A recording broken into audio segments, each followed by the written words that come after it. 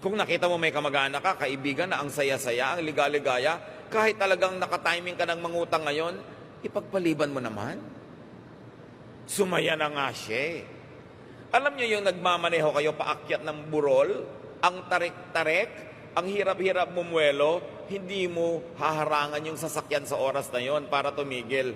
Dahil baka umatras, baka hindi na makaahon. Hayaan yung makarating doon sa dulo, at saka na kayo magbigay ng mga abala. Itinatiming yan. Kuminsan may asawa ka, lagi nalang malulungkutin. Alam nyo, napakalaki naman pabigat sa asawa nyo yun na araw-araw sinusuyo kayo. Araw-araw pasasayahin ka. Araw-araw yung mga reklamo mo pakikinggan, napakalaking pabigat sa kapwa, yung maging malungkot. Kaya